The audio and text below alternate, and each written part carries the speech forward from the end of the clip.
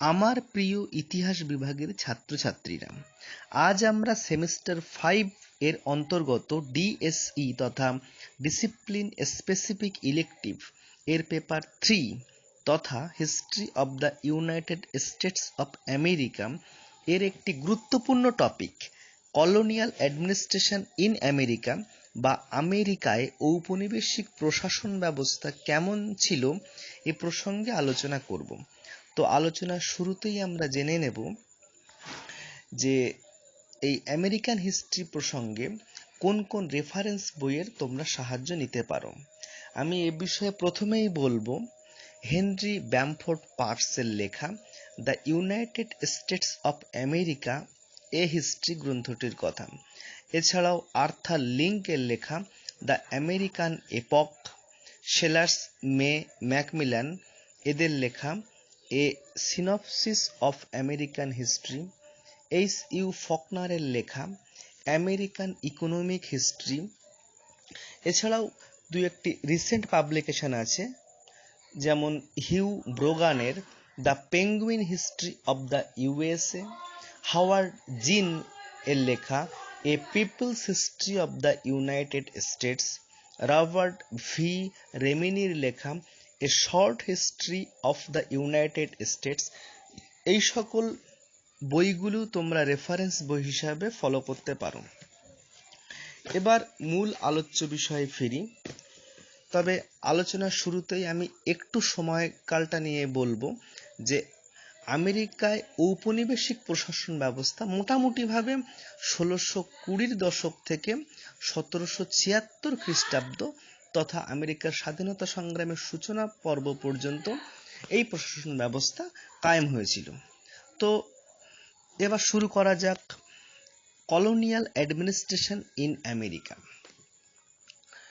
With the mercantilist theory, all British governments assumed that colonies should be kept in subordination to the mother country and that their main function was to be a source of necessary raw materials. Professor H.B. Parser লেখা The United States of America a History এই গ্রন্থের বক্তব্যানুসারে আমরা নিশ্চয়ই বলতে পারি যে উপরোক্ত মার্কেন্টালিস্ট দৃষ্টিভঙ্গি নিয়ে ব্রিটিশরা বিশ্বের নানা স্থানে উপনিবেশ স্থাপনে অগ্রসর হয়েছিল। বলা বাহুল্য আমেরিকার ক্ষেত্রেও তার ব্যতিক্রম হয়নি। উল্লেখ্য যে ব্রিটিশ ঔপনিবেশিকরা বাণিজ্যিক স্বার্থকে প্রাধান্য দিয়ে আমেরিকায় প্রশাসনিক ব্যবস্থা গড়ে তুলতে অগ্রসর হয়েছিল। বস্তুত উক্ত বাণিজ্যিক লক্ষ্যকে সামনে রেখে সপ্তদশ শতকের দ্বিতীয় দশক থেকে আমেরিকায় ব্রিটিশ প্রশাসনিক ব্যবস্থা বলবৎ হয়েছিল। তবে পরবর্তীকালে প্রয়োজন অনুসারে ও পরিস্থিতির সাপেক্ষে এই ব্যবস্থার পরিবর্তন ঘটানো হয়েছিল। তো আমরা আলোচনার পরবর্তী অংশে আসব, পরবর্তী প্যারা বলা যেতে পারে এটাকে। তো আমেরিকার উপনিবেশে ব্রিটিশ প্রশাসনিক ব্যবস্থার সর্বপ্রথম পদক্ষেপ ছিল নেভিগেশন অ্যাক্ট বা নৌ আইন। উল্লেখ্য যে 1620 দশকে এই আইন প্রথম জারি হয়। এই আইনে ভার্জিনিয়া থেকে সকল তামাকজাত সামগ্রী ইংল্যান্ডে রপ্তানি করার বিশেষ বাধ্যবাধকতা জারি করা হয়। আরও বলা হয় যে এই রপ্তানি হবে কেবলমাত্র ব্রিটিশ জাহাজ মারফত। এই ব্যবস্থা 1696 খ্রিস্টাব্দ পর্যন্ত বজায় ছিল। অতঃপর 1696 খ্রিস্টাব্দে অপর একটি নেভিগেশন অ্যাক্ট দ্বারা আলোচ্য বাণিজ্যের মধ্যে চোরা কারবারিদের কঠোর হাতে দমন করার কথা বলা হয়। অনুরূপভাবে ব্রিটেনেও প্রায় একই প্রকার একটি আইন জারি হয় এবং বিষয়টি তদারকির জন্য প্রিভি কাউন্সিলকে দায়িত্ব দেওয়া হয়। বস্তুত এই উক্ত দুই নেভিগেশন অ্যাক্ট বা নৌ আইনের উপর ভিত্তি করে সপ্তদশ শতকের শেষ পর্যন্ত ইঙ্গো আমেরিকা বা ইংল্যান্ড এবং আমেরিকার সম্পর্ক অগ্রসর হয়েছিল। এবার আমরা আলোচনা করব এই যে নৌ আইন বলবৎ হলো এর বিরুদ্ধে ক্ষোভ প্রসঙ্গে। তো উল্লেখ্য যে ব্রিটিশ বণিকদের স্বার্থে প্রযুক্ত নেভিগেশন অ্যাক্টের বিরুদ্ধে অচিরেই উপনিবেশের অধিবাসীদের মধ্যে ক্ষোভের সঞ্চার ঘটেছিল এবং তারা এ সকল বাধা নিষেধ অগ্রাহ্য করতে শুরু করে। প্রাথমিকভাবে ম্যাসাচুসেটস, বোস্টন ও নিউ ইংল্যান্ডে ক্ষোভ দেখা দেয়। 1684 সালে ম্যাসাচুসেটসে চার্টার বাতিল করার লক্ষ্যে তৎপরতা দেখা যায়। এর বিরুদ্ধে ব্যবস্থা স্বরূপ 1686 সালে নিউ ইংল্যান্ডে কলোনিগুলিকে একত্রিত করে একজন ব্রিটিশ গভর্নর নিয়োগ করা হয় এবং তাকে স্বৈরাচারী ক্ষমতার অধিকার দেওয়া হয়। কিছুদিনের মধ্যেই নিউ জার্সি ও নিউ ইয়র্কেও এই স্বৈরাচারী প্রশাসনের অধিকার আনা হয়। তো আমরা দেখতে পাচ্ছি এই ব্রিটিশদের করা নৌ আইন তার বিরুদ্ধে বা নেভিগেশন অ্যাক্ট তার বিরুদ্ধে কিভাবে আমেরিকানরা তথা ঔপনিবেশিকরা তারা প্রতিবাদ করছে এবং এই প্রতিবাদের বিরুদ্ধে কিভাবে আরো কঠোরতর পদক্ষেপ নিচ্ছে ব্রিটিশ গভর্নমেন্ট। যাই হোক, তবে এর পরবর্তী আমরা আলোচনা করব যে এই ধীরে ধীরে কিভাবে গৌরবময় বিপ্লব আসলো এবং প্রশাসনিক ব্যবস্থায় কি ধীর পরিবর্তন কিভাবে সংঘটিত হলো এই বিষয়ে। তো ইতিমধ্যে 1688 সালে ইংল্যান্ডে গৌরবময় বিপ্লব সংঘটিত হয় এবং ইংল্যান্ডে পার্লামেন্ট ব্যবস্থা সুদৃঢ় হয়, কিন্তু আমেরিকায় গতানুগতিকভাবে কঠোর স্বৈরাচারী প্রশাসন ব্যবস্থা তখনও বলবৎ ছিল। তবে অষ্টাদশ শতকের সূচনা থেকে আমেরিকায় প্রশাসন ব্যবস্থায় এক ধীর গতিসম্পন্ন পরিবর্তন সূচিত হয়। এই পরিবর্তনকে প্রফেসর এইচ.বি. পার্কস এইভাবে ব্যক্ত করেছেন: the main trend in the political evolution of the colonies through the early 18th century was a gradual shift in power from the governors and the councillors to the elected assemblies. তো এই যে প্রশাসনিক ব্যবস্থা পরিবর্তন ঘটতে শুরু করলো, এই পরিবর্তনের কারণ বা এর যে প্রক্রিয়া, এই প্রক্রিয়া নিয়ে এবার আমরা আলোচনা করব। তো অষ্টাদশ শতকে প্রশাসনিক ব্যবস্থায় এই পরিবর্তনের পশ্চাতে ইংল্যান্ডের সাংবিধানিক ঐতিহ্য বিশেষভাবে দায়ী ছিল। উল্লেখ্য যে সপ্তদশ শতকের শেষ দিকে ইংল্যান্ডের প্রিভি কাউন্সিল ও বোর্ড অফ ট্রেড মার্কিন উপনিবেশে কিছুটা স্বায়ত্তশাসন প্রদানের চিন্তাভাবনা শুরু করেন।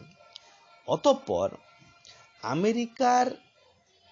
আমেরিকায় ইংল্যান্ড রাজের প্রধানমন্ত্রী রবার্ট ওয়ালপোলের উদ্যোগে স্যালুটারি নেগলেক্ট নীতি কার্যকর হয়। এই নীতি প্রসঙ্গে প্রধানমন্ত্রী রবার্ট ওয়ালপোল বলেন, "It was England's interest to let the colonies flourish without interference." উক্ত নীতিতে ইংল্যান্ডের উপনিবেশগুলিকে স্বায়ত্তশাসন প্রদান করা শুরু হয়। বলা বাহুল্য, ধীরে ধীরে আমেরিকাও স্বায়ত্তশাসিত হয়ে উঠতে থাকে। তো এবার আমরা আলোচনায় যাব এই যে ইংল্যান্ড রাজের যে প্রধানমন্ত্রী রবার্ট ওয়ালপোল তার উদ্যোগে যে স্যালুটারি নেগলেক্ট নীতি, এই নীতির প্রভাব কি হয়েছিল বা এই নীতির ফলশ্রুতিতে কোন কোন নতুন নিয়ম কানুন বলবৎ হয়েছিল এ প্রসঙ্গে। তো আমরা উপরোক্ত যে স্যালুটারি নেগলেক্ট নীতি, এই নীতির প্রয়োগের মাধ্যমে 1730-এর দশকের পূর্বেই রোড আইল্যান্ড, কানেকটিকাট ও ম্যাসাচুসেটসকে বাদ দিয়ে প্রতিটি উপনিবেশ অঞ্চলে ব্রিটিশ প্রশাসনিক ব্যবস্থার অনুকরণে প্রশাসন গড়ে তোলা হয়। 1730-এর দশকে ইংরেজ কর্তৃপক্ষ আমেরিকায় মোলাসেস অ্যাক্ট পাশ করে। আবার বলি, মোলাসেস অ্যাক্ট পাশ করে। এই আইনে প্রতিটি কলোনিতে 2 কক্ষযুক্ত আইনসভার সুপারিশ করা হয়।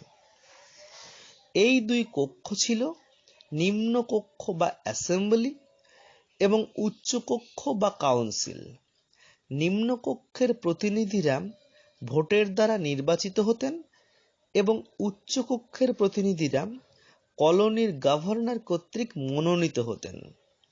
প্রতিনিধিদের কাউন্সিলর ও অ্যাসিস্ট্যান্ট বলা হতো। এক্ষেত্রে স্মরণীয় যে কানেকটিকাট ও রোড আইল্যান্ড ছাড়া অন্য সকল প্রদেশে উচ্চকক্ষের প্রতিনিধিরা ইংল্যান্ড থেকে মনোনীত হতেন। এক্ষেত্রে একটু বলে দিই যে ইংল্যান্ডের প্রধানমন্ত্রী রবার্ট ওয়ালপোল, তিনি 1700 থেকে 1730 মোটামুটি এই সময়কালে তিনি প্রধানমন্ত্রী হিসাবে তিনি কার্যকালটা ছিল। এবার আমরা আলোচনা করব এই যে আমেরিকার বিভিন্ন প্রদেশ বা বিভিন্ন কলোনি, এই সব কলোনিগুলির যে প্রশাসনিক যে নীতি, সেই নীতির মূল আদর্শ বা মূল চালিকা শক্তি কি ছিল এ প্রসঙ্গে। তো স্বায়ত্তশাসন প্রাপ্ত এই সকল আমেরিকার উপনিবেশ বা কলোনিগুলির প্রশাসনিক ব্যবস্থায় বেশ কিছু ব্রিটিশ মূল্যবোধ এর মূল চালিকা শক্তি হয়ে উঠেছিল। যেমন, নাগরিকদের ওপর কর আরোপিত হবে প্রতিনিধিত্বের ভিত্তিতে। কলোনির গভর্নররা কলোনিগুলি থেকে তাদের বেতন সংগ্রহ করবে। গভর্নররা কলোনিগুলির প্রতি রাজনৈতিকভাবে দায়বদ্ধ থাকবে।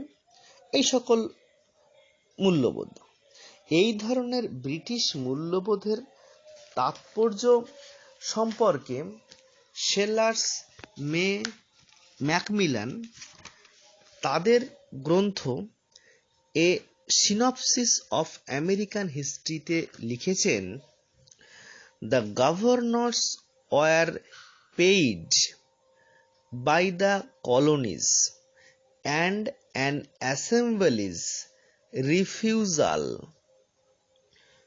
to levy taxes or appropriate funds for the governor's salary was a powerful political weapon. যাই হোক, এবার আমরা আলোচনায় আসব এই যে পরিবর্তনটা সংঘটিত হলো প্রশাসনিক ব্যবস্থায়, আইনগত ক্ষেত্রে, যে কলোনিগুলিতে যে নতুন স্বায়ত্তশাসন ব্যবস্থা চালু হলো, এই পরিবর্তনের ফল কি হয়েছিল, এর ফলে কোন কোন নতুন সমস্যা কিংবা কি অবস্থা তৈরি হয়েছিল এ প্রসঙ্গে। তো অষ্টাদশ শতকে যখন মোলাসেস অ্যাক্ট পাশ হওয়ার পর উপরোক্ত যে সাংবিধানিক পরিবর্তনের সূত্র ধরে কলোনিগুলির গভর্নর ও অ্যাসেম্বলির সদস্যদের মধ্যে এক সংঘাত বা ক্লাশ উপস্থিত হয়। এক্ষেত্রে স্মরণীয় যে সাংবিধানিক পরিবর্তনের ফলস্বরূপ গভর্নর ও কাউন্সিলের হাত থেকে অ্যাসেম্বলির হাতে ক্ষমতা চলে আসে। ফলে গভর্নরদের সঙ্গে জনপ্রতিনিধিদের দূরত্ব ক্রমেই বাড়তে থাকে। উপরন্তু জনপ্রতিনিধিরা হাউস অব কমন্স এর আদর্শে অনুপ্রাণিত হয়ে বাজেট পেশের ক্ষমতা লাভে উৎসাহী হয়ে ওঠে। স্বভাবতই প্রশাসনিক ব্যবস্থার মধ্যে একটি দ্বন্দ্ব প্রকট হয়। তো আমরা এর মধ্যে দেখতে পেলাম উপরোক্ত আলোচনায় যে কিভাবে আমেরিকার যেসব ইংল্যান্ডের যে ঔপনিবেশিক প্রশাসন ব্যবস্থা সেটা কিভাবে ধীরে ধীরে কার্যকর হয়েছিল বিভিন্ন আইনের মাধ্যমে, সেটাকে ধীরে ধীরে তারপর তার বিরুদ্ধে কিভাবে ঔপনিবেশিকরা তথা আমেরিকানরা তার বিরুদ্ধে তারা একত্রিত হয়েছিল এবং তার পরবর্তীকালে ইংল্যান্ডের বিভিন্ন যে রাষ্ট্রনৈতিক পরিবর্তন, তাদের প্রশাসনিক পরিবর্তন এবং সেই পরিবর্তনের ফলস্বরূপ কিভাবে ধীরে ধীরে আমেরিকার বিভিন্ন কলোনিগুলিতে বা উপনিবেশে স্বায়ত্তশাসন ব্যবস্থা কার্যকর হলো এবং তারপরে কিভাবে আস্তে আস্তে এই অবস্থার পরিবর্তন ঘটলো তা মোটামুটি একটা চিত্র আমরা দেখলাম। তো উপরোক্ত আলোচনার পরিপ্রেক্ষিতে আমরা পরিশেষে বা আলোচনার শেষে আমরা একথা বলতে পারি যে অষ্টাদশ শতকের দ্বিতীয়ার্ধে ঔপনিবেশিক আমেরিকায় গণতান্ত্রিক আন্দোলন ক্রমেই জনপ্রিয় হতে থাকে, ফলে তারা নিজেদের বিষয়ে স্বাধীন সিদ্ধান্ত নিতে তৎপর হয়। এতে গভর্নরদের সঙ্গে আন্দোলনকারীদের একটা মনোমালিন্য বা বাকবিতণ্ডা শুরু হয়ে যায়। ক্রমেই আন্দোলন আরও জনপ্রিয় হয়ে ওঠে। যদিও ইংল্যান্ড বল প্রয়োগের মাধ্যমে আন্দোলন দমন করতে চেয়েছিল, তথাপি আমেরিকায় ব্রিটিশ প্রশাসনিক দুর্বলতা এই আন্দোলনকে ঔপনিবেশিকদের বা আমেরিকার বাসীদের এই আন্দোলনকে সফলতার দিকে পৌঁছে দেয়। তো বলা বাহুল্য যে এই যে উপনিবেশ হিসাবে আমেরিকায় এই যে ব্রিটিশদের যে প্রশাসনিক দুর্বলতা, এই দুর্বলতাই আমেরিকার স্বাধীনতা আন্দোলনের প্রেক্ষাপট প্রস্তুত করেছিল। তো শেষ বাক্যে আমরা হেনরি ব্যামফোর্ড পার্কসের যে the United States of America a history এই গ্রন্থের অনুসরণে বলতে পারি যে the result was a conflict which in the end could be settled only by force. তো আমরা মোটামুটিভাবে এই বিষয়টা জানলাম যে আমেরিকার ঔপনিবেশিক প্রশাসন ব্যবস্থা কেমন ছিল এ প্রসঙ্গে। তো তাহলে আজ এখানেই এই আলোচনা সমাপ্ত করলাম।